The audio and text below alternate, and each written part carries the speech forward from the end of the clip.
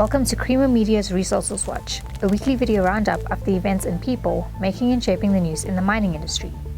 This week, Anglo's 680 megawatt prioritized first wave renewable energy projects are on the way, and platinum-based hydrogen production is in competitive upscale mode.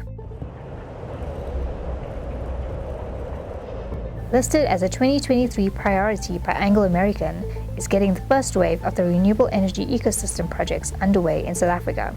Currently 52% of our electricity used and 25% of our total energy is now from renewable sources.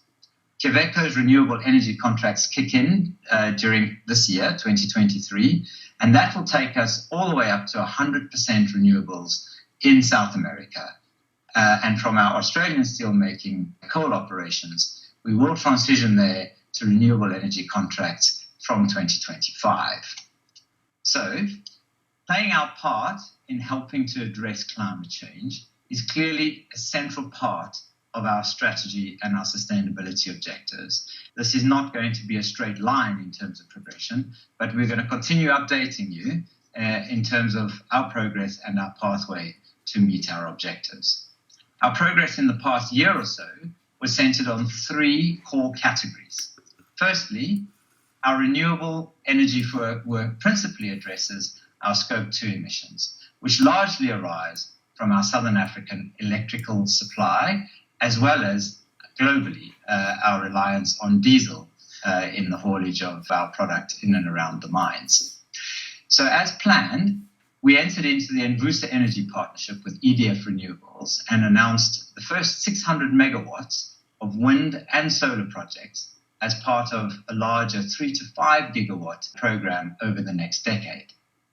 Now, we've already agreed commercial terms for 2 wind sites of 140 megawatts each, 1 solar site of 200 megawatts in the Eastern Cape, and in addition to that, we have 2 behind-the-meter operations, both solar sites at our mines Sishen and Mogalakwena. Now at Sishen, that's a 70 megawatt photovoltaic installation, is now undergoing already some work in terms of site stabilization and the pre-development of construction activities.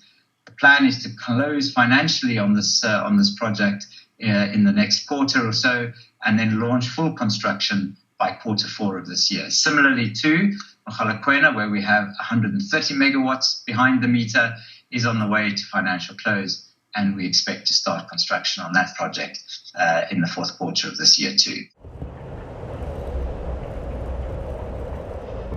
Platinum group metals-based proton exchange membrane electrolysis is a competitive technology in upscale mode and is making its mark in electrolysis for hydrogen production, as well as in the use of hydrogen for vehicle mobility. In my view, I think the mobility is also on its way.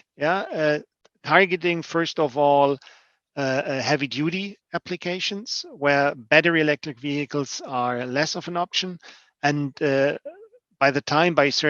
a certain infrastructure is established, when a certain economy of scale has been reached also for fuel cells, I think there will also be a certain share in the passenger car arena, but it will take a while until it's cost-wise competitive with battery electric vehicles. And so are you seeing it now, or is it just a vision? No.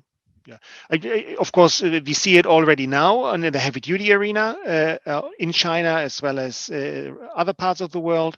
And to give you an example, in Germany, I think the BMW is bringing in an X5 series into the market with a fuel cell stack. And what, in your view, should be the biggest takeaway from this interview? Yeah. I think PEM electrolysis with platinum group metals is a competitive technology which will make its way in PEM electrolysis, in the hydrogen production, as well as in mobility.